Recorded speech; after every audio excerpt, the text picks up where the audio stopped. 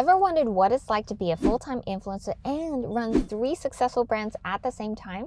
Well, Alex Costa does exactly that. And I had the pleasure of sitting down with him to chat with him about how he amassed 7 million followers across his social media channels, built 3 businesses, and makes 7 figures as a full-time influencer. Alex shares his thoughts on short-form video content and how YouTube is changing as a platform. He also shares with us what the behind the scenes look like of his various businesses and how he plans to build an online media empire and even potentially step away from this media empire as a face of the brand one day. This was a fascinating conversation with Alex, and I know you'll enjoy it as much as I did.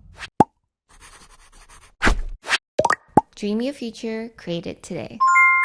Hi, I'm Alex Costa. I'm a men's fashion content creator and entrepreneur. I own a few businesses, and I'm very, very active on social media at the moment.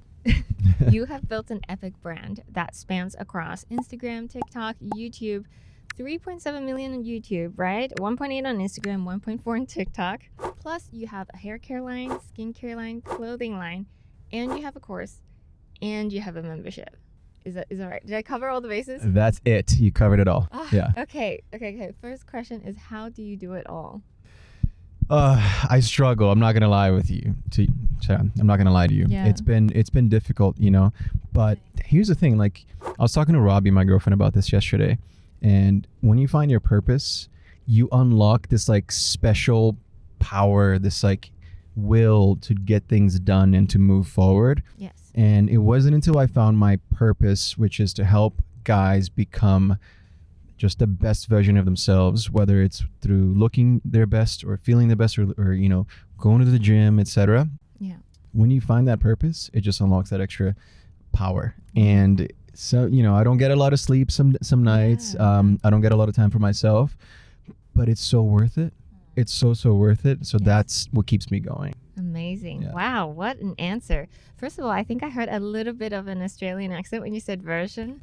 And I was like, is that your girlfriend's influence? Must Probably. be. I can't believe it. She's rubbing off on me. It's funny because she's becoming more of an American accent girl. And then I'm like, got this weird like Brazilian, American, Australian accent. Honestly, you sounded really native to me when we first met. So for some context, we met on a press trip. It was it 2019 in Toronto? In Toronto, Yes. yeah, at Fairmont. At Fairmont, yeah. And at that time, I had no idea what your story was. I mean, obviously the PR person did tell me, like, we have a huge YouTuber in our group and this is Alex Costa. And I looked it up and I was like, oh, okay, very interesting. But I didn't know your story. And I think a lot of people watching probably don't know that. But I think it's very inspiring because people will easily look at where you're at now and they will make assumptions. They can be like, daddy's money or whatever, whatever thing. I'm sure you've gotten that a lot. Yeah. So could you tell us a bit of like how you came to the US and all of that? Definitely. So when I was 13 years old, I lived in Brazil up until I was 13 years old. And I had an uncle who moved to the US around then. And my mom came to visit with my dad. Yeah. It was in Cape Cod, Massachusetts. Oh, wow. And she came in February, which is very, very cold. Yes. But it was also snowing right when she got here. And it was just, Cape Cod's beautiful. And when it's snowing, you have that fresh, crisp white snow on the ground. I can see why she fell in love with it, but it was really cold. So I'm surprised. My mom doesn't like the cold. So I'm surprised she loved it. She fell in love with it and said, I kind of want to leave Brazil. I'm not happy here. It's interesting because a lot of people leave when there's like extreme hardship because it's a pretty tough change, But to be honest, my mom had a pretty decent job. My dad had a pretty decent job. They just didn't want me and my brothers to be stuck in Brazil because it just wasn't moving forward. They were scared for the future and they wanted to give us a better opportunity at life. So decided to move. She, quit her job. My dad quit his job. We sold everything and we packed our bags and we moved to the US when I was 13 years old. And it was pretty tough. I'm not going to lie. I had no idea what I was listening at school. Like I went straight, it was like a week before 9/11 too. So wow, really? Yeah, so we kind of got lucky that we were able to even get in because right after that they shut the borders and it was done. But I definitely felt a little weird just being an immigrant at that time. It was pretty tough. Probably some bullying. Oh yeah, 100%, 100%. Like immigrants were not looked as hardworking people at that time. It was just like, what are you doing in my country? Right. So we definitely suffered with that, but it was the best decision, for at least for me, ever, because I got to grow up here in the US, go to middle school. I got 7th and 8th grade, then go to high school, and learned English. And of course, I don't know where my life would be now if I hadn't made that move. So Yeah. Wow. Yeah. That's really amazing. So then from there, I know you did like a bunch of different jobs before this. How did you come to become a content creator? I know you actually worked on the YouTube team Yeah. to connect creators for a few years. Yeah, right? yeah. So a bunch of different jobs is a good way to put it, because I've worked every single job you could imagine, like Yeah. from landscaping to like Best Wow. Buy to Yeah. like Hollister. I worked a lot of the different like mall shops, and at one point I started playing a lot of video games, and I was really good at Call of Duty. Just saying, I was pretty good. And I started posting about it on YouTube, just like having fun, just I had no idea you could make money on YouTube, just posting for fun. And the channel started to grow and take shape. And I'm like, oh, I'm kind of enjoying this. Like, I'm pretty good at this. Let's keep it going. It was no camera, just my voice and just, the gameplay. And it was really interesting. I fell in love with the aspect of content creation. I started the day with nothing. And then by the end of the day, I created a whole video. And there's like 20 people that watched it. That's kind of cool. Yeah. And it kept going and going and going. And at one point, I got offered a job to move to LA, to move to Los Angeles, and to host a video gaming news show.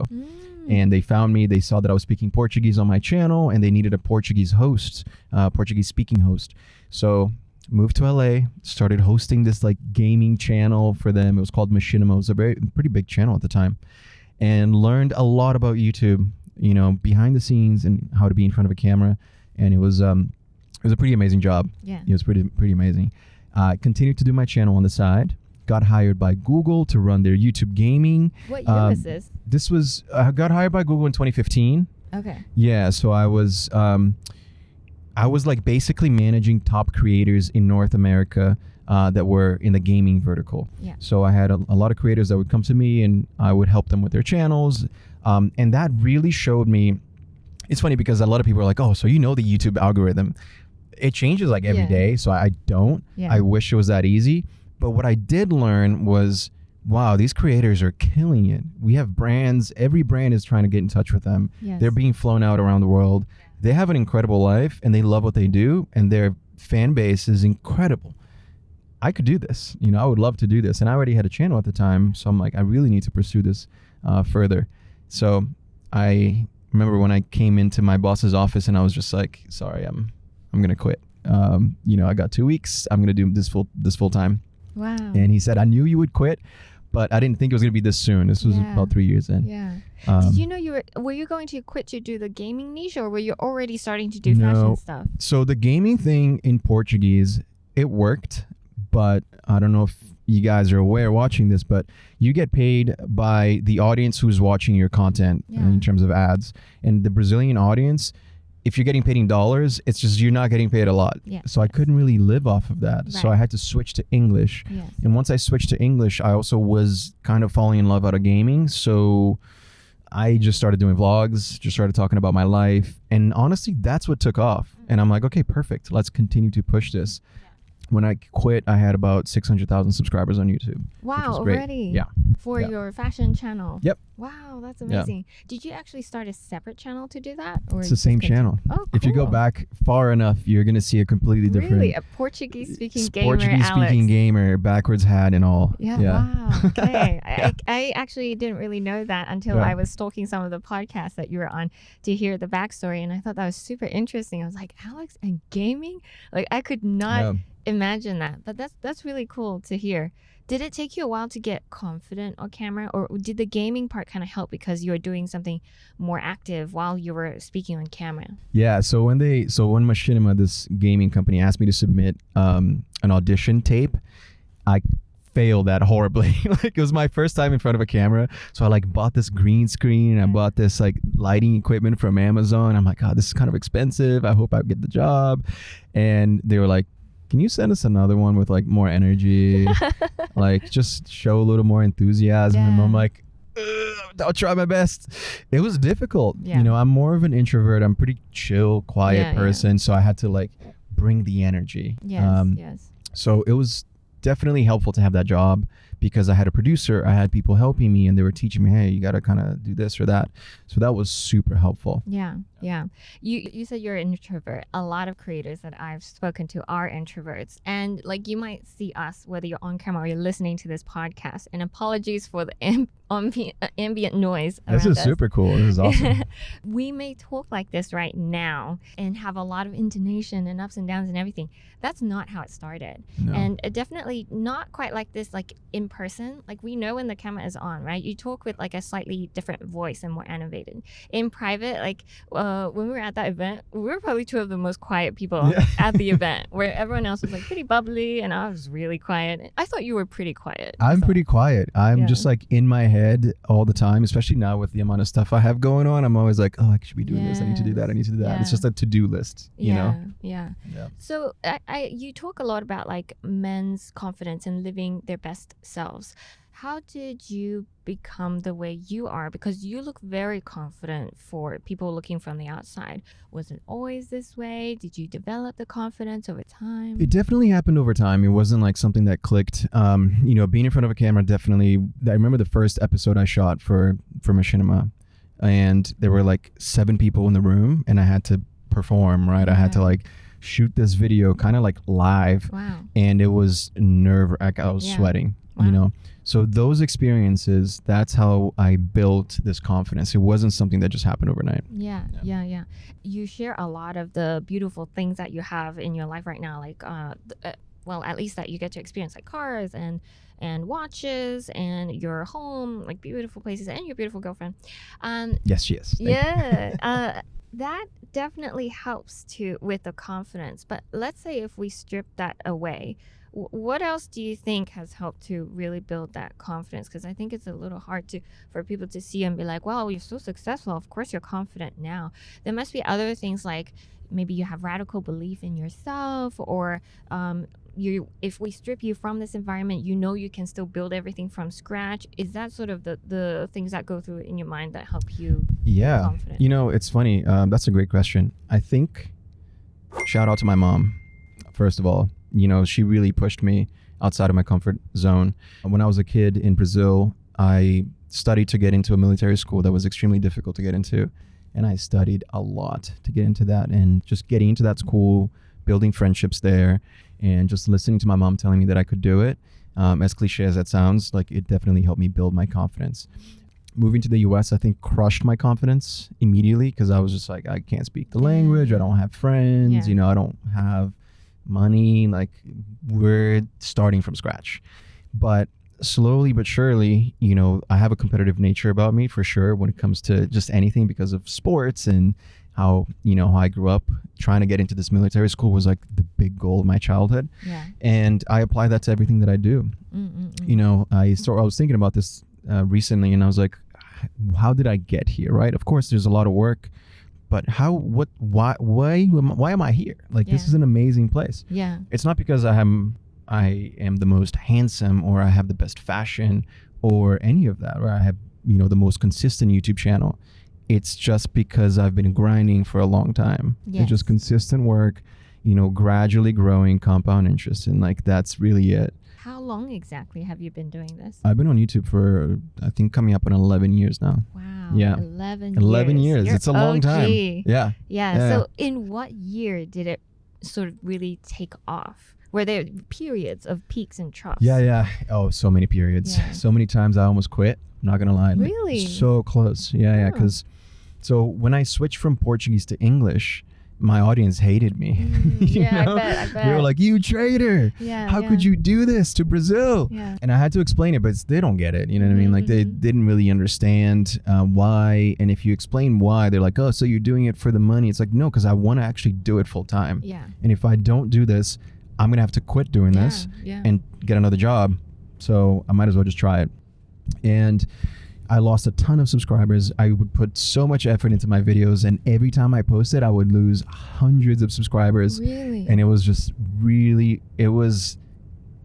weird. a weird period for me because I would put so much effort into things, and it just wouldn't translate into views or subscriber growth. So it was a tough moment. I'm so glad that I pushed through because in the end it was the best decision I've ever made. Yes.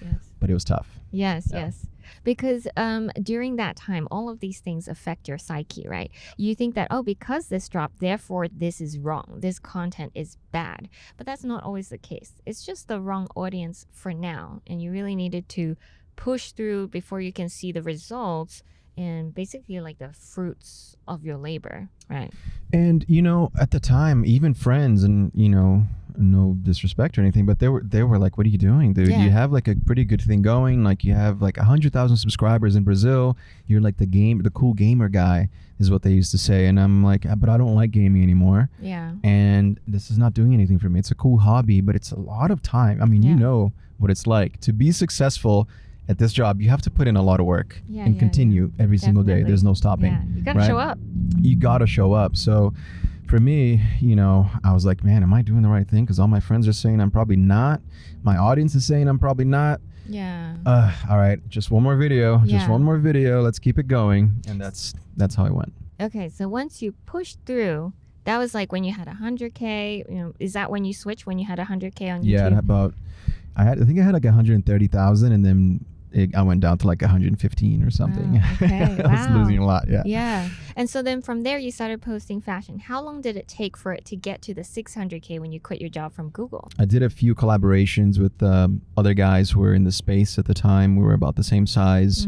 I started posting content that I knew would perform well that wasn't on YouTube yet, like hair content for men was something that really helped my channel grow, and just was more intentional with my content. Ran it as a business instead of, oh, this is a fun gaming thing for me. Yeah. And then from there, I think maybe the next peak was that 2020 when TikTok came along, and I heard that Robbie was the one who pushed you to post on TikTok, and that sort of brought your Instagram up too. Like more than I think it doubled your follower count. Yeah, my Instagram grew a lot, mostly because of Reels too. So when Reels came out, I knew that Instagram was going to push it. Any new feature, they're just going to push. So I was like, okay, well, I'm good at video. I've been doing video for a long time. I'm worse at photos. Photos was kind of newer to me, So I'm like, all right, how can I apply my knowledge in video to Reels and TikTok? And I started, posting educational, just what I do, educational videos on those platforms. Because at first when TikTok came out, I was like, there's no chance. I'm not dancing. I'm not doing any of that. I don't want to post on another platform. I'm overworked. I'm tired. Like that's literally how I felt. And Robbie's like, just post whatever. Just like you have the content, just post it. Have fun. She was at like 100,000 followers pretty quickly, So she really pushed me, and I really owe it to her to have gotten on so early on TikTok. Wow. Yes.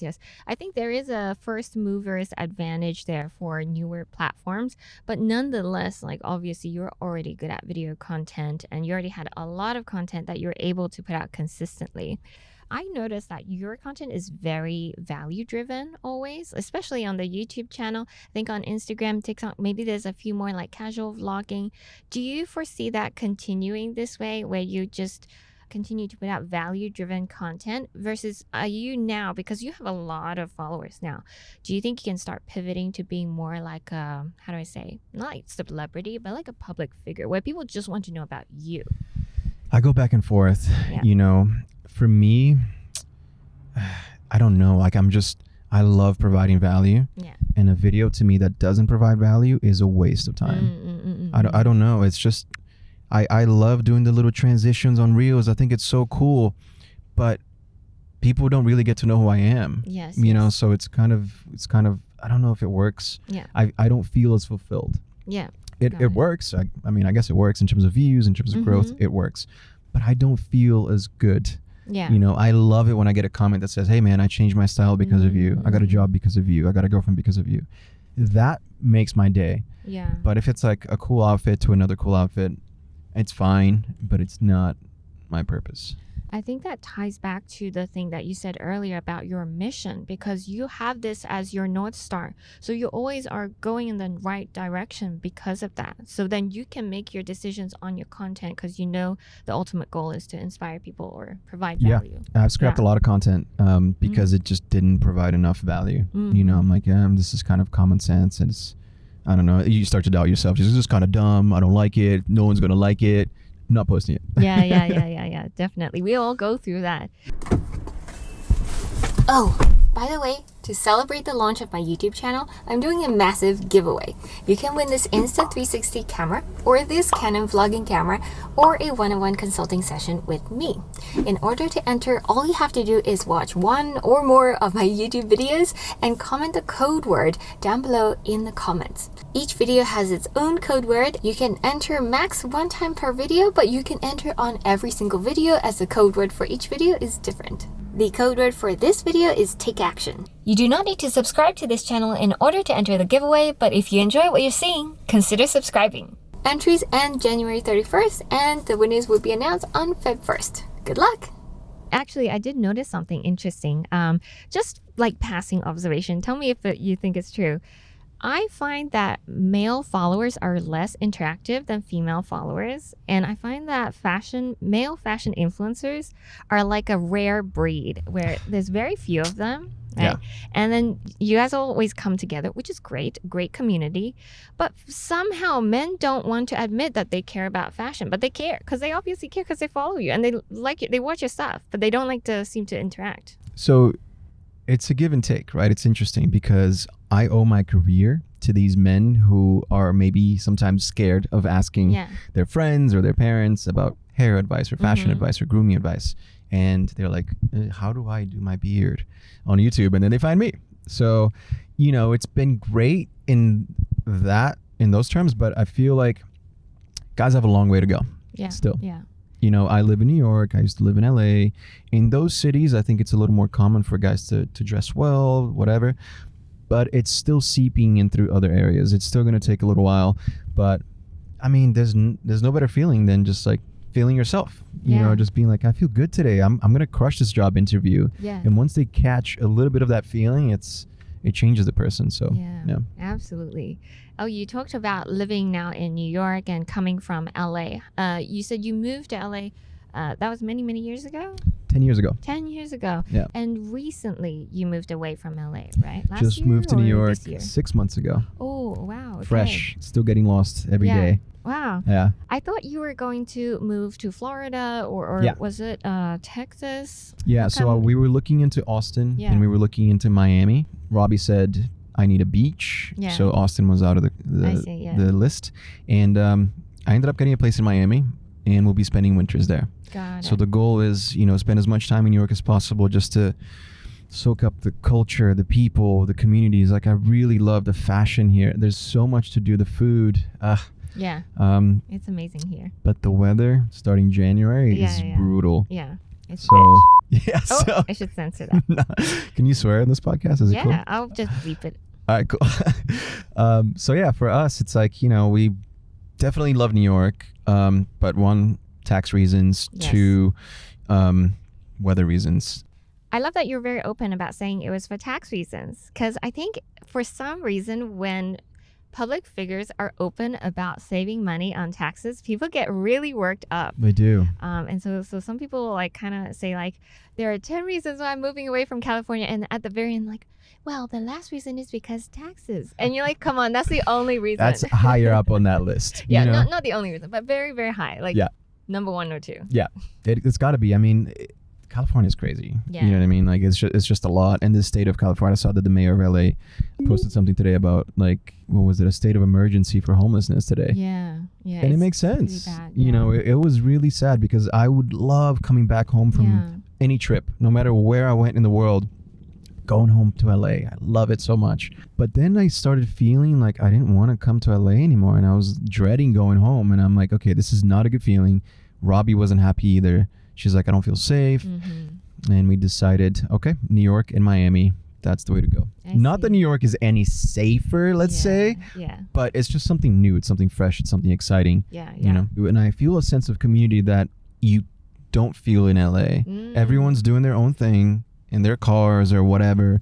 In New York, like you walk a block, you're into Chinatown, you walk another couple blocks, you're in like Little Italy, and you feel that sense of community, and it's really cool. So what I love about New York versus LA is I noticed that when I was just in LA a week ago, people are very relaxed. And I would prefer to be around people who are just like on to the next thing and they know where they're going in 6 months or 6 years. I say 6 months because our job is very unpredictable. Right? It's wild. Yeah. So that's the difference that I notice. Is that also for you too? Like you want to be surrounded by people who are like really on the go. 100%. And then also I felt a little trapped in LA in the creator world. That's all. I would only hang out with creators. I would only talk about the algorithm. Yes. And it was getting to me just because I needed some different stimulation in my life. Yeah. So being here, I'm meeting so many different people that do different jobs, and I'm amazed by it. And I'm, super excited to learn. Yeah. Because when it comes to the creative jobs that we have, I love it and I want to continue to grow, and there's always something new to learn. But at some point you're like, I just want to talk about something different. Tell me how you rent your exotic cars. I want to know about that business. Tell me about real estate. I really like that. Yeah, can we talk about that? I love when you share all your car stuff. That your hair and your car, those are like the two things that's like your signature to me. But I personally love cars too, and I wish I could have just like one of the experiences that you've had. What's like a most memorable ride? So last year, I went to Austin with McLaren, and I did a lot of laps around Circuit of the Americas, which is the track that they have there for F1, and it's just like an amazing track. And getting to drive a McLaren 720S around that track was just, it was amazing. It was so cool. Yeah, wow. It was the best experience for sure. That's not only because I got to drive, but also because I had a professional driver next to me telling me what to do. And I can guarantee you that I was not going fast enough, not braking fast enough. Like those guys are crazy. I took a lap with a very famous driver. He's the nephew of Ayrton Senna, who was like an F1 legend. So he drove me around the lap twice, like top speed, flat out. I was scared. I don't get scared usually. I'm not scared of heights. I've been skydiving. I was really scared. Wow. It was crazy. It was an amazing experience. And you were in Monaco too. Wow, that's a very special experience. I saw the F1 race this year in Monaco. It was sick. It was so cool. Do a lot of these car companies, are some of them more collaborations where they gift you like an experience, and then others are also paid opportunities? Because I noticed that, let's say rewind to 5 to 10 years ago, very few of them actually had paid budget for influencers, but those things are changing, right? Now they have more budget. I feel like especially the top car, exotic cars, they don't usually pay. It's usually an experience. It's usually you get the car for a couple weeks, do whatever you want, just don't break it. And they're like, give us whatever content you want too. So it's pretty open in those terms. I've worked with Lamborghini, McLaren, Ferrari, Aston Martin, and it's very much usually like, here's a car, take it for a spin whenever you need, whatever town you're in, you can take a car from us, which is very cool. It's a great opportunity, but it's usually not paid. Yes. Who did I see recently? I literally just saw it today. It was a female influencer, and it was Crystal Blick. Nice. It says Lamborghini partner. So I was like, is Lamborghini paying female influencers? That would be awesome. Yes. Hit me up. Hit her up right now, Lambo. Come on. I know they're not like typically paying people, but I thought it was very interesting because I see other male photographers as well, like Jacob on Instagram. So he posts a lot of like high-end like car content. And I was always curious, like, oh, do they have budget? I thought not. I think a lot of the photographers might actually get paid because they're delivering a ton of content, and that makes sense. Because maybe it's licensed for commercial use. That makes sense. I think for me, they're looking more for the lifestyle and just show the lifestyle. We want to be associated with the brand, and that's kind of it. So it's pretty chill, not gonna lie. I got to drive a McLaren 720S back to Cape Cod, where I told you we moved to many years ago. Where I had no car, and when I did get a car, it was like this really old Jetta. had a big dent on the door side. Yeah. Wow. And I got to drive it back there, and it was just such a surreal moment. Yes. You know, it Full was circle moment. unbelievable. Right? Yeah. Yeah. But I think that helps with your personal brand. So it goes like the showcasing the whole experience that continues to help build your brand as well and your image. So I think that's still a very, very organic fit, right? Yeah. Yeah. Would you ever create a Portuguese channel, like dubbed even? I've thought about it a lot. Because you know how Mr. Beast does that with all different languages. But I heard that he's going to scrap that and put it onto one channel because now you can choose the language now. Not just captions, but you can choose the dubbed language soon, maybe. I don't know. Yeah, so there's a lot of technology that's coming out right now that will make this a lot more helpful and easier. So obviously the deep fake technology, that's getting easier to use and more accessible. I had a company reach out to me saying that they could just change my mouth and add a voice in Spanish or German or whatever. This was probably a year and a half ago. And when I saw it, he made me like rap one of Eminem's songs. It was kind of weird. Wow. But it wasn't super clean. Like the technology is just not there yet. But I think within the next 3 years, that's very feasible. I think if I dubbed my own content in Portuguese, it would be a little bit of a cop-out. Yeah. But I don't know if that's just a pride thing or if I'm afraid of what the audience would say knowing that I'm Brazilian or, you know, because I definitely want to do it. Yeah. I've been exploring languages for sure. Spanish. I was actually going to open a Russian channel in the beginning of the year. And then obviously things went south with Russia in general. And I was like, I can't support that. Yeah. But they have a massive audience. Yeah. Is that a huge part of your audience in particular? It's not, and that was another reason why I wanted to do it because it's just untapped. Right, I see. You want to expand into audiences that you don't have versus like create double the effort to cater to something that you already have. Exactly. And they already love what you're doing. Exactly. So for me, it would definitely be Spanish, Portuguese if I can do it myself. Maybe we'll dub it, we'll see, and then Russian. I see. That's very interesting. Yeah. Good to hear that. That's like part of it. But I heard on Colin and Samir's channel that YouTube is potentially going to make dubbing a thing. So you don't even need multiple channels anymore. So then that would be amazing. Yeah, it would make it really convenient. Although I thought of it and I was like, well, having different channels is also like a backup plan. Like imagine if you put it all dubbed on one channel and then you grew one channel to like being huge. What if it like there's some technical error for some reason or whatever, you know? Then like that one video getting demonetized means all languages. That's right. You get shadow banned, you're done. That's just another risk when you get really big. Yeah. And that's something that you have to start thinking about, you know, as a creator. Yeah. And I see that you're doing this too. Is like you can't put all your eggs in one basket. Yeah. You know, and you learn that pretty quickly as a creator, because you go through times of trial that your videos are not performing well. You're not getting the engagement that you once used to get, especially as you kind of age. You know, as a creator, you've been doing it for a while. Yes. So that's why I have the businesses. That's why, you know, I'm on every platform. That's why I'm pushing hard right now while I can. Hey, I hope you've been enjoying this conversation so far.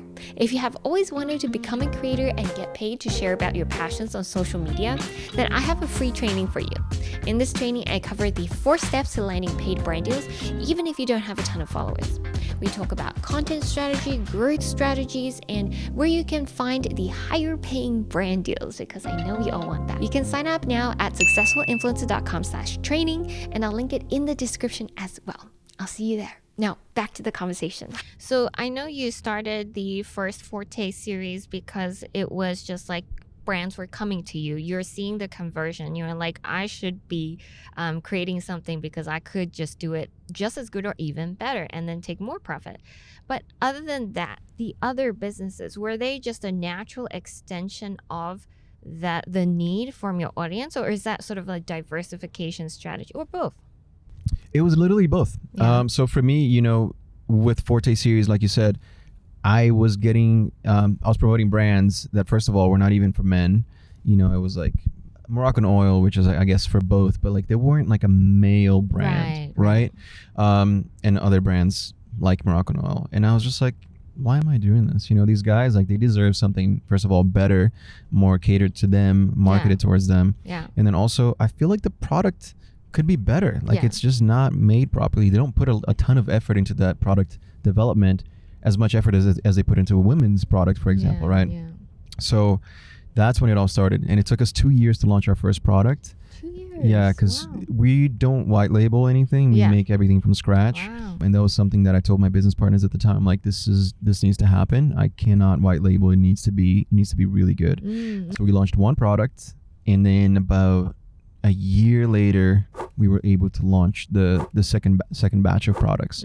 So it took a while. Now the other brands, I have a skincare brand and an apparel brand. And skincare was just a natural kind of evolution. Like I know that guys need it. Yes. The whole purpose of Africa Skincare is like set it and forget it. It's a subscription service. You get it every couple months. Yeah. That's what guys want. Yeah. It needs to be easy. It needs to be simple. Otherwise, they're gonna forget to buy it again. It's just I understand that that world. So that's what they needed. And then for ATOS, I love fashion. Like I just wanted to create something really cool for guys that they felt good in. Yeah. And with good quality. also wanted to challenge myself. Wanted to see, can I do a fashion brand? Let's give it a shot. Yeah. Okay, so out of these 3, which one had the most explosive results when you first launched them? Forte for sure. Yeah. Forte series. Yeah. At the time, I think it was probably around like the peak of my channel. Like my channel was doing super well. I was one of the only ones doing it. Still am, but even more so back then. Yeah. And there were no other men's hair brands that were doing well besides a couple of other ones. Yes. And I hyped it up a lot. Also, to be fair, like I had a lot more time back then to like hype it up, to post about it. I feel like nowadays, like I have a launch and I'm already thinking about the next one. So there's a lot of that as well. But yeah, that first weekend we sold really well, and it was exciting, and it was really fulfilling. Do you think as sort of creators who are also entrepreneurs, we get shiny object syndrome? We're like, launching is super fun. We love to launch because we see the big results. But then we're like, okay, what's next? And then you're like creating multiple things. I see this with a lot of people, and I don't think it's necessarily a bad thing, but I see it pulling them in different directions. I have a few other friends who are like really, really big, and they do this. And I think on the surface they look very successful, but I know they're like super exhausted and they're pulled in all different directions. Yeah, no, I certainly feel like that sometimes. It's a lot of work, and I do try to take time to appreciate everything that I have, everything that's happening in my life. All these successes, I don't take it for granted. But I am always thinking about what's next. That's kind of the curse there, like I'm always thinking, okay, this is cool, but what if I launch something else next month? Like it's just, that's how it goes. Have you found that with your Forte series, now that you have many products, is there like a best performing product? Is it like a 80-20 rule? Will you be creating more products or cutting down and just focusing on the ones that are best selling? We'll be creating more products. Yeah, I think guys are, finally starting to explore more with their hair. So, you see a lot of like curly hairstyles now, longer hairstyles. So it's been fun to create products specifically for those needs. So the way that we run our product development is kind of backwards, which I love, and it makes us really different. Basically what we do is this: we have an audience, right? And that audience tells us what they need. So I'm making products that they want. I already know they want it. Yes. I'm not making a product and then trying to sell, hey, you really need this, trust me. No, I know you need it because you told me you need it. So it's backwards. We do research with my audience. We ask them questions, get feedback, and then we create the product around that need. So right now, the audience is telling us that we do need more products. So that's what we're working on. I see. Understood. I love that approach, because traditional businesses of like, let's create a product and then let's find the audience for it. Now creators are doing it backwards. Let's just grow an audience. I don't even know what I'm going to do with this audience yet. And then I'll figure out a product that makes sense. Like, we don't set out to create a course or create a clothing line or anything. And you don't even know what kind of audience you're growing when you're just posting and you're kind of figuring it out, and then it clicks at one point. You're like, this is my purpose on social media. This is what I'm meant to be doing. This is the audience that I need. So, it's okay. Oh my God. So then once you have that audience, then you kind of work backwards and create something for them. What I noticed is very special about how you do your businesses is that you always have business partners. So it seems like you want to go far, but you don't go alone. And you work with different partners for the operations. And I assume, are you mostly on the content and marketing side of things and then sort of market research? Yeah. So basically, what I do for the three brands, Forte, Apricus, and ASOS, is creative direction, product development. I'm not talking to manufacturers. We do have a person who is that link. Yeah. I talk to her. Name's Vicky. Shout out Vicky. And then she talks to the manufacturers. And I'm the one who's testing first. So I'll kind of give you how the steps, right? Yeah. So we talk to the audience, we find out what kind of products we need, and then we say, okay, let's start developing this product. Let's use this kind of scent, this texture, this density, whatever. Make the first sample. I get the sample myself. I test it out. I give them notes, and we keep doing that, that dance until we get to a sample. Sometimes it's the second one. We haven't had a first one yet. Yeah. Sometimes it's like the 10th one. Yeah. It takes a while sometimes. But once we have that, then we send it out to a few select guys from my audience to test out. So they test it out. They give us feedback, which is awesome, super helpful. And then we decide whether or not we're going to launch it or tweak it, whatnot. So that's a big part of my job. Another part is, of course, promoting it, doing the marketing, teaching my team how influencer marketing works, seeing what's out there, testing out different brands, keeping a pulse on the influencer world to see who's promoting what. So that's pretty much it for me. So that means you have experience from the influencer side, but also from a brand side where you reach out to influencers. Do you generally, I know you do work a lot with your close friends group, but how has it been working with maybe influencers that you have never spoken to, or maybe they don't, in the same circle? It's been interesting. Yeah, it's been cool. I mean, honestly, we've had pretty good experiences so far. That's great. I feel like the influencers that we've picked have been great. A lot paid, a lot product exchange. A lot of them are fans, which is super cool.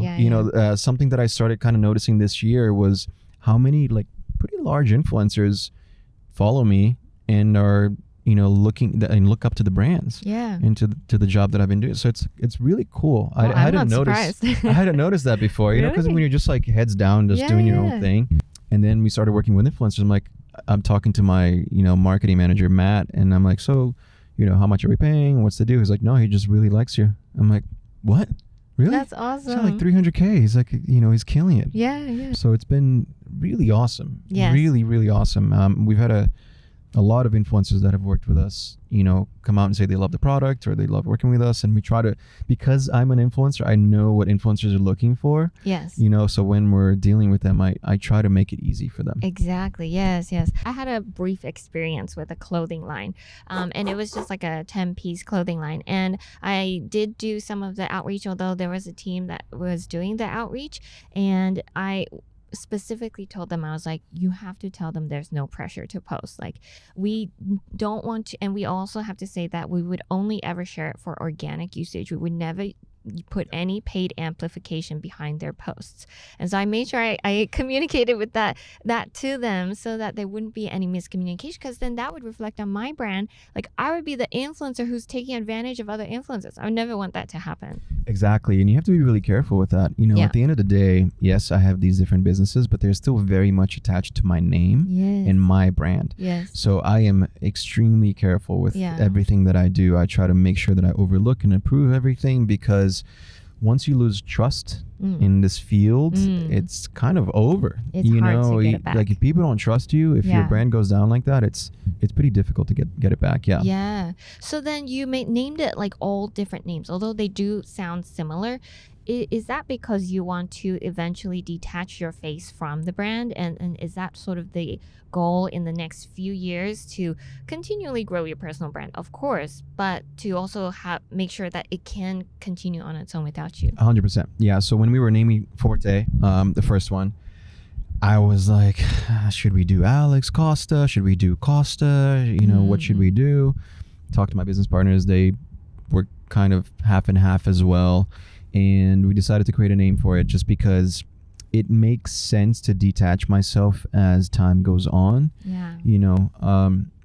But I see a lot of influencers creating brands with their names. Yeah. And it's working well. So Yeah. I mean, and look at all these other brands, you know, that celebrities own that is namesake, like from their names, and Tom Ford, and I mean, there's a lot of brands that are just their names. Yeah. Yeah.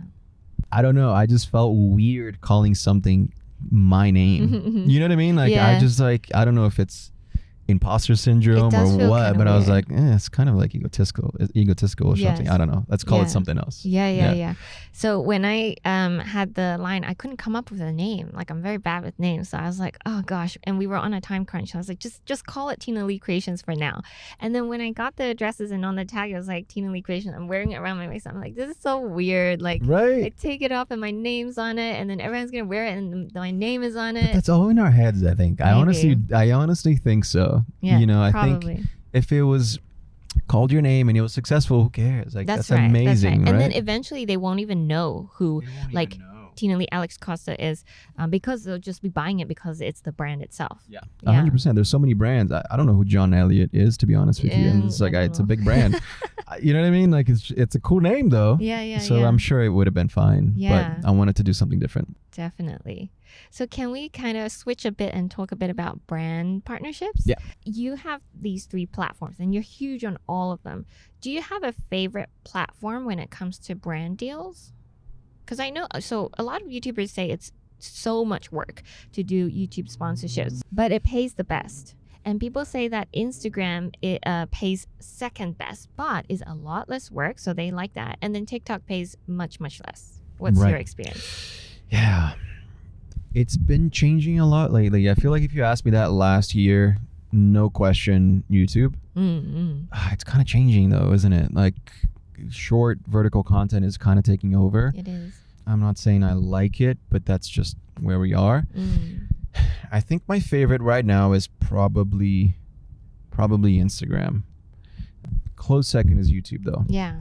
Yeah, I'm at a weird, having weird feelings about YouTube right now. Yeah, tell me.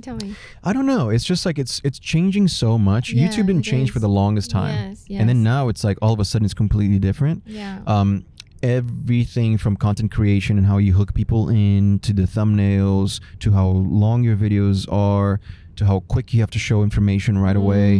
It has changed. You know, I was watching some of my old videos the other day, and they were so slow. Yeah. They were just chill. I would just Yeah. talk, and now it's like Mr. Beast. You know, that's the style that's performing well. Yeah. I hired 100 people to keep their hands on this 10 million jet for 24 hours, and let's see who's gonna get off first. That's you know, right. explosion, jet, money, Yes. and I'm like, how do I compete with that? Yeah. You know? I just wonder, there must be a world where this style is not appealing. Like, I love to watch, you know, those like videos where people go out into the wilderness and they build their own hut. Like, I watch that stuff for 1 hour Wait, what's alone? alone Oh, it's so good. with like hardly any equipment. Oh, I caught Robbie watching that like a month ago, and I got sucked into it. Yes. It was crazy. It It's was so awesome. calming. It was really cool. Yeah.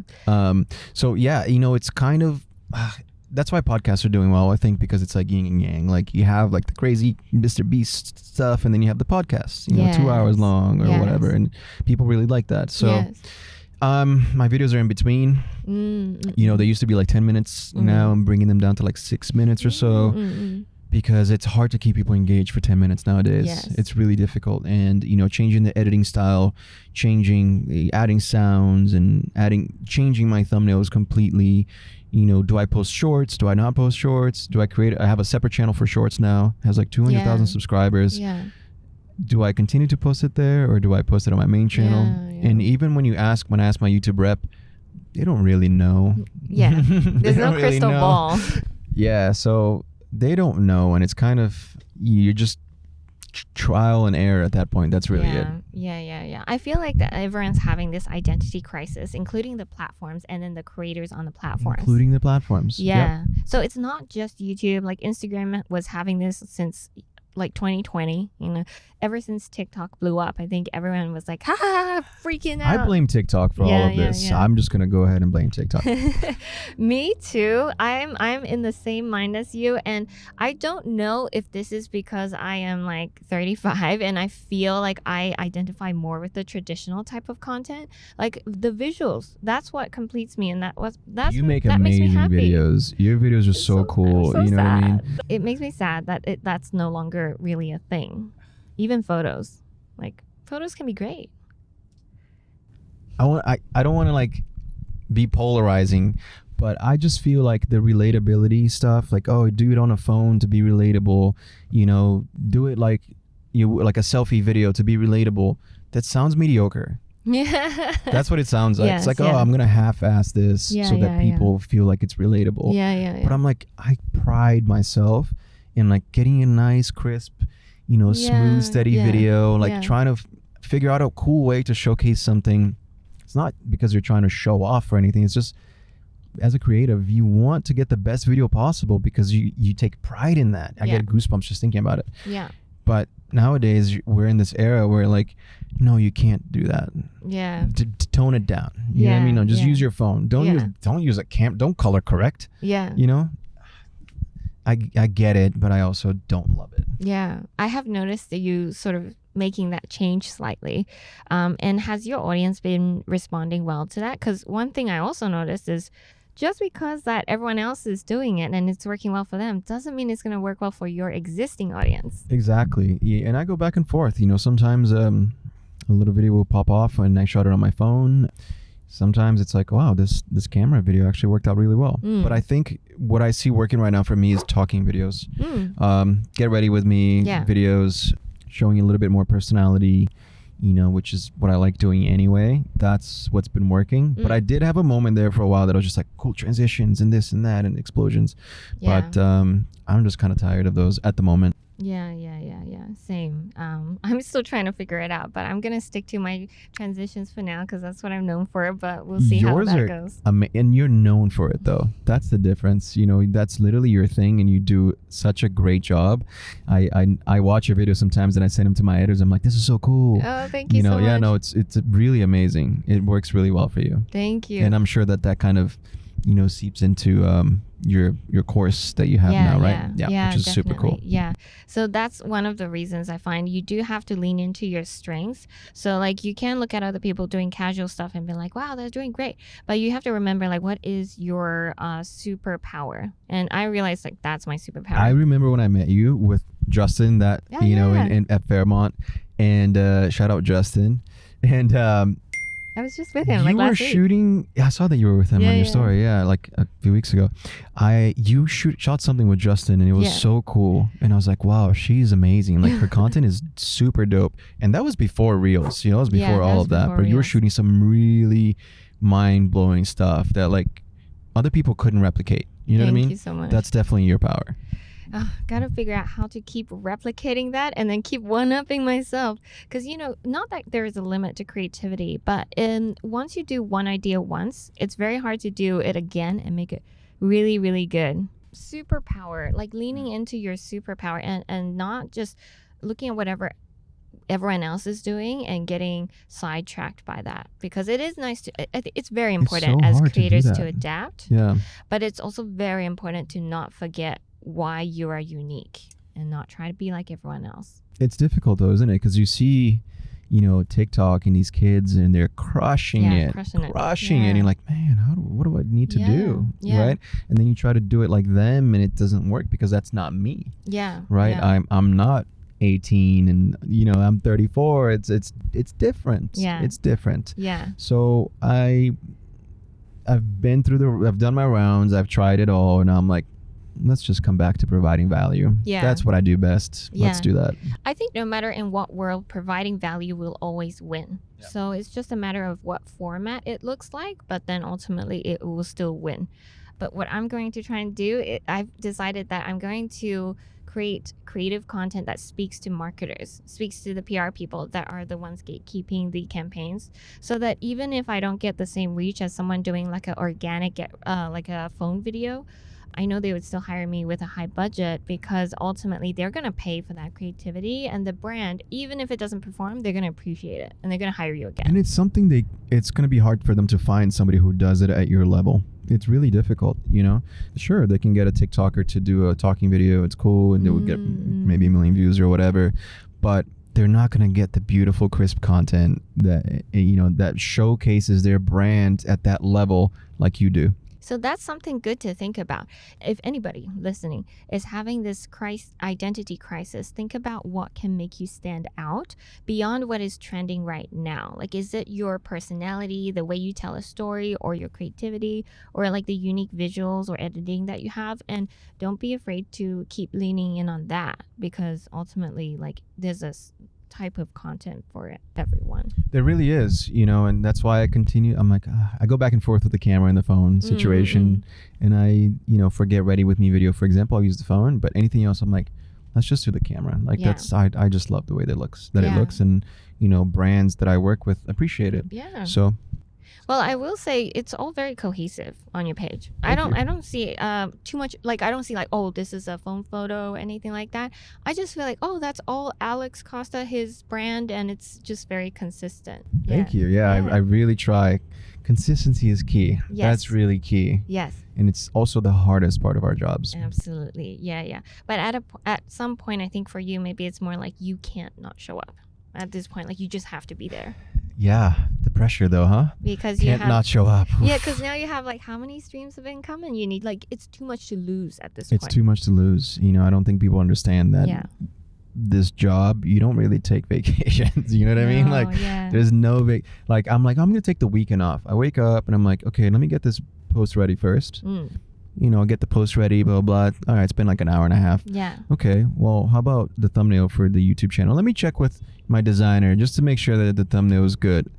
Next thing you know, you're working the whole day. Yeah. You know what I mean? Like, because you can't not post. Yeah. It's just not an option if you want to continue to be successful at this job. So there's no days off. No matter where you are, you have to be connected, and you can take a day off if you want to try to like reset, but you're thinking about it. It doesn't really work. That's true. But hopefully your businesses will be a way to sort of step out of that role eventually. That's the goal. But how, I would love to know, because I don't know if you talk much about this, the behind the scenes of your team. I'm super curious. Like, who's on your team? How many people are there? Like, what do you do, and how much do they do? All that kind of stuff. Yeah, I'm so blessed to have an amazing team and an incredible business partner. His name is Brian. And so when I started Forte, I started Forte with another guy called Ben, and he had some experience in the hair world. He built a hair product brand before, so he had the experience that I needed, and I knew the influencer world. So we got together, created Forte, and then we hired Brian to come in and become a partner as well. Okay. A few years later, 2 years later, Brian and myself bought Ben out because he just didn't want to do it anymore. I see. He like moved to Mexico and like just wanted to chill. Yeah. Good for him. So we bought him out, and now it's just me and Brian running Forte, Atos, and Apricus. Wow. So it's us, and then we have a team. Of course, we have staff employees. We have 13 people. Now we just hired a new person this week, 13 people. Just for those 3 brands, which has been really, really cool. 13 people. Yeah, because it's 3 brands, and they work for the 3. There's a couple people that works for specific brands, but most of them work for the 3 brands. You know, so we're able to kind of pull, you know, people from one brand to work for another. So it kind of works out better than having to hire specific people for specific brands at the moment. I hope that we can grow enough to get to a point where we have specific teams for specific brands. I feel like that makes you focus a little more, and it changes things so they're not all the same and look the same. Brian is a machine. He, you know, I'm pretty proud of the work that I've done with my brand. He does better at running these brands. Like, he is so good at running these brands. You know, he has helped me grow, and I've seen his growth too from when he started, you know, as an entrepreneur. And he's incredible. So it's been great learning together. We're the same age, so we're kind of growing together, like really paving the path here, learning how to grow businesses, learning how to manage people. Yeah. He never managed more than one person. So now he's managing all these different people. He's seeing them in the office every day. We have an office in Vancouver, Canada. And it's been a journey. Yeah. I'm definitely learning a lot. So we have a marketing specialist, we have graphic designers, we have product development people, we have, I haven't announced this yet, but I have an influencer friend who's coming into ATOS to help me design, which is going to be super cool. And is it Marcel? Maybe. Yeah, so it's been really cool. I've been learning a ton, and I couldn't do it without my team. I could not do it. It'd be impossible. You brought up a good point, because that's also a slight, I guess it's a pain point that I have. Like, I have, a couple different aspects. I don't have as many products as you, of course, obviously, not as many brands, but I have this problem where I need one person's full-time job to cover all different disciplines, because that's the workload that I currently have. I can't give people like a full-time job and just to be like a content marketing strategist. No, it just doesn't fill the role at this level. So you have to find people who are kind of like a jack of all trades, or to do it across brands, right? So yeah, that's hard to hire. We hired his name's Matt, and he's the influencer marketing person that we have, but he's also like sending emails and creating like the newsletters. You have to do and he's everything. like, guys, like, this is a lot. And we're like, dude, just stick with us. It's gonna get better. And we hired a graphics designer, and then obviously we take things off his plate, and for every employee it's kind of been the same story. Do they get like a share of the sale, or is it more just like a full-time position or contractor? Full-time position. Got it. Full-time position. Yep. Yeah. 9 to 5 usually, Monday through Friday. We have some contractors as well that work 2-3 days a week. I see.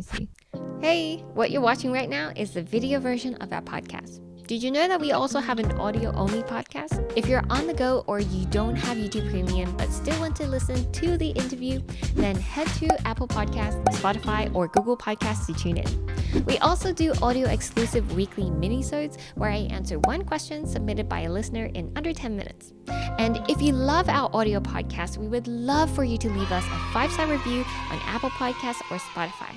All right, back to the conversation.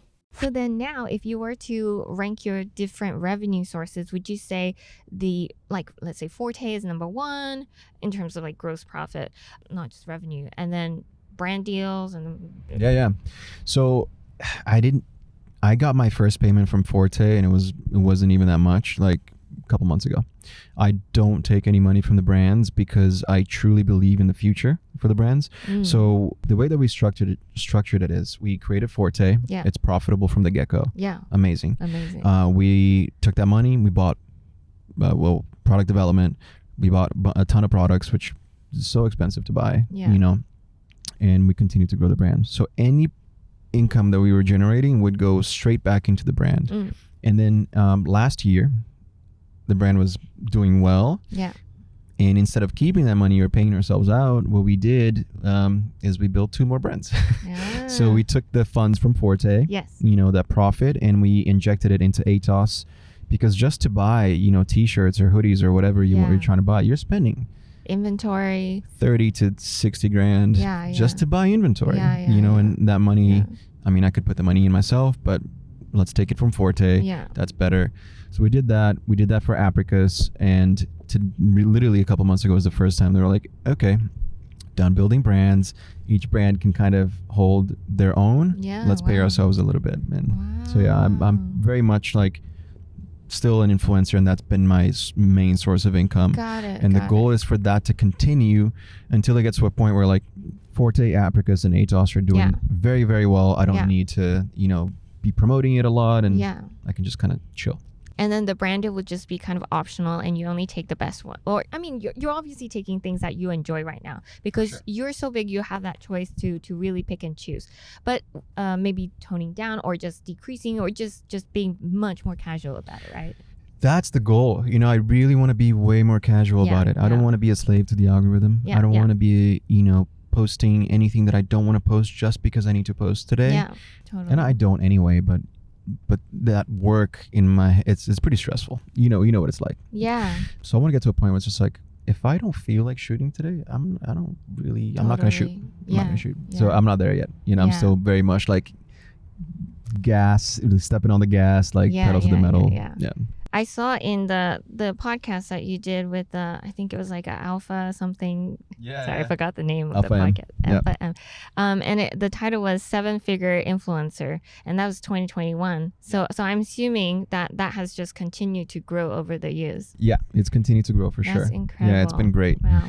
It's mind-boggling, you know, that you're able to make such a good living from this. And you know, I became a full-time influencer in 2018.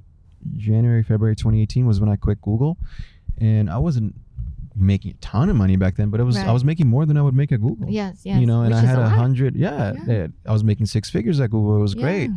But I had 100,000 followers on Instagram. Yeah. You know, it wasn't that much. So a lot of people think that you need like millions. You know, nowadays you really don't. Yeah, You really that's don't. right, And yeah. it's getting more saturated. Yeah. It is not easy by any means, but it's doable. Yeah, but also what I find is like the rates relative to your follower count is sort of like decreasing in terms of like relative to your follower count.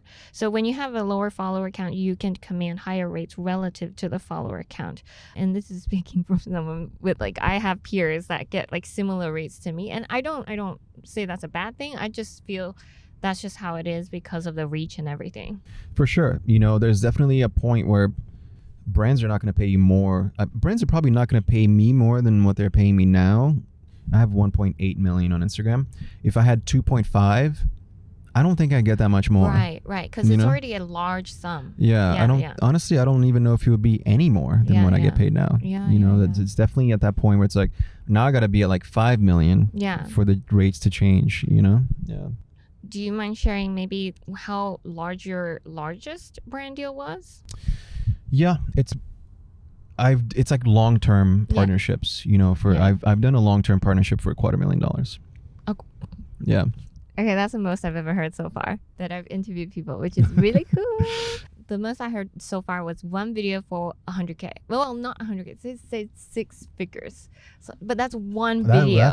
I don't think I've ever gotten paid for 100K for a video. Yeah, so I was you like, know, damn, so that's a lot. That's a lot. I've gotten paid 100K for a package, you know. So you do, you know, YouTube and TikTok and Instagram and an event appearance and whatnot. Yeah. That totally makes sense at your size, of course. Yeah, that's incredible. So just some numbers to aspire to. Yeah, there's honestly a lot of money in here, and it's very profitable because like you hire some help and you have people editing it or filming it, etc. But at the end of the day, it's you showing up every day with your face, and so where there is a market, where there is a need, there's going to be that money to be injected into influence marketing. Exactly. Yeah, and you know, the more I make, the more I spend too. Like I definitely have been growing my own personal team. So Do you have an assistant? I have an assistant who comes in a couple days a week. I'm actually hiring right now, full time. I'm looking for an executive assistant. I need somebody to come and take over my life and help me. If you're watching this, please come help me. I need your help. Yes. Please. Alex needs a personal executive. So can you tell us the difference between the two, executive versus personal? I want this person to be just more experienced and help me run my life. Like tell me how to do better. I want this person to tell me and not me to tell them. I think to me, that's how I see the difference. Got it. Just like you said, like being a jack of all trades, that's what we are, right? I'm like a Swiss Army knife. I do everything, a little bit of everything. But I would like to let's focus on the brands. Let's focus on what I do best, which is just creating content. I don't really want to be doing the other stuff. So this person has to take accountability for the decisions that they make. 100%. Like it's almost like a managerial role. Exactly. Like take a look at my business. Tell me what I need to do to make it more streamlined, organized, and to grow faster.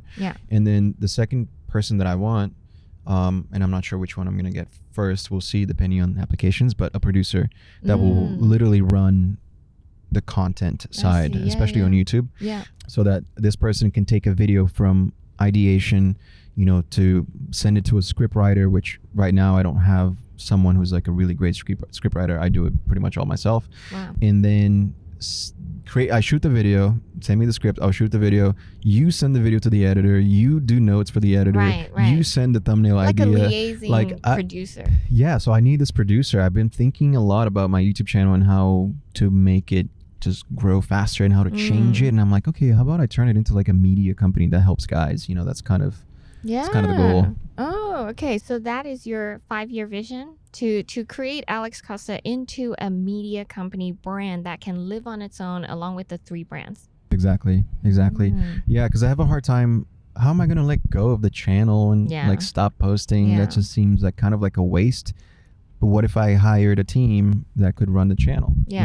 Different hosts, producers, editors, and I think that's the long-term goal for me. Yes.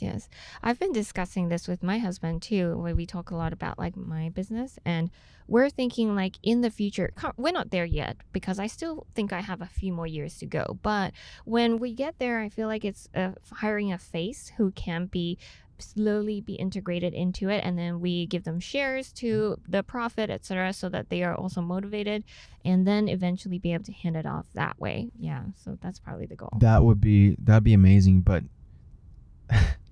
I've been thinking about this for like over a year. It's really? Like who's gonna do that? Well, you know what I mean? Like, how do you find someone who's literally going to, first of all, like executive assistant, like that's going to be really hard to find, but second of all, this producer or mini me or like host, partner of the channel, that's so difficult. Yes So difficult. For the executive assistant, one advice I heard that I think is very relevant is that you want to hire someone who is a caretaker. And I think that's very important, because for a personal assistant, they are task doers. But an executive assistant is someone who can take care of not just like your business and come up with strategies. Maybe that's more of a consultant, but the executive assistant will also take care of your mental state and your well-being and organize it so that you can live your life to the most, like the best way you want to live it. I mean, that's exactly what I need. I think, I'm at a point now where it's like I don't have time for anything, right? And things are starting to, I'm like, things are falling to the cracks, right? I'm like, okay, I don't have time to promote this launch as well as I should be promoting it. Why? Because I have this other brand deal. It's Black Friday, and then I have the other brands, and I'm like, okay, so something needs to change, right? Because I don't want to operate here. I want to operate at the highest level, and for that to happen, I need help. Yes. So that's the goal for Reach 23. Out to Alex if you're that person. Please, I need you. Yeah, that's amazing. It's really cool to hear how you run your businesses and how you're going to take it. It just seems like you're really doing a lot yourself. So I hope you can find the right roles. Thank you. Yeah, I mean, no, me too. That's a big goal for me next year. One thing I learned at a recent mastermind I went to, maybe it can help, is the values that you promote in your company. So even though I have like 2 assistants and a content marketing strategist, I haven't been promoting the right type of values where people take accountability for what they do. So sometimes, depending on the person, they will always come back to me for questions. And then I still have to be someone in between. And then it still distracts me away from a lot of things. I can't show up and film and then be done with it. So that's one thing that can really shift. It's the education and then the expectation that you tell them, instead of like being nice and then backing down and then being like, yeah, I can take it over from there, or like, yeah, let me take a look at this. Exactly. There's a big difference. There's a big difference, and I'm just learning as I go. Like I didn't go to a business school or any of that. And none of us. I just started making gaming videos on YouTube. And now I'm like, I have businesses I need to run. This is weird. Yeah. So I've been learning a lot. Yeah. Really trying to learn as much as I can. I want to do some masterminds as well. And I've been looking into some interesting ones. Brian and I are going to do a few next year. Oh, okay. And just trying to learn, just trying to grow, sharpen the tool set and the skill set, because it's something that I've never done before. So now I have to manage people, have to set expectations, I have to fire people, and it's when I had to fire for the first time, I had to fire someone. I'm like, how do I even do this? Like, this person is nice, but it's not working out.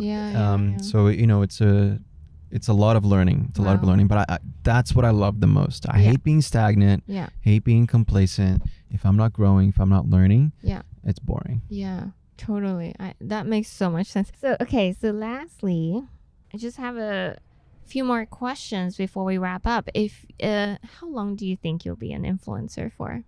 Like showing up with your face. Do you put a time limit on it, or you're like, I'm just gonna coast through this? I haven't yet because I don't know for sure. If I guess right now the answer is like 3 to 4 years. Yeah, but knowing me, it's probably gonna be longer than that. Yeah. Interesting. Yeah. Okay. It changes all the time, and sometimes I'm like, we'll have kids, and then it'll be like a kids channel or whatever. Like, we'll keep it going. Yeah. But the truth is, it gets exhausting. Yes. And I don't know if I want to have kids on any channels or showing them in any way. Yeah. So, we're really far ahead here. I don't have kids. But I do think about it all the time. Yeah. Okay. Well, that was super interesting. And thank you so much for sharing all of these insights and being so open with all of the information with us. And lastly, where can everybody find you? Find me at Alex Costa on TikTok, Instagram, and YouTube. And you can find forteseries.com, atosapparel.com, and apricaskincare.com. Those are my brands. Amazing. Thank you so much. Thank you for having me. I hope you enjoyed that conversation with Alex. If you want to learn how to become a creator and land paid brand deals, then I have a free training for you linked in the description below. In this training, I cover the 4 steps to landing paid brand deals, and you can get started without a ton of followers. Next, if you want to watch more creator interviews, definitely check out this one with Sarah Funky, where we break down her 13 income streams and how she hired a full-time employee to level up her business.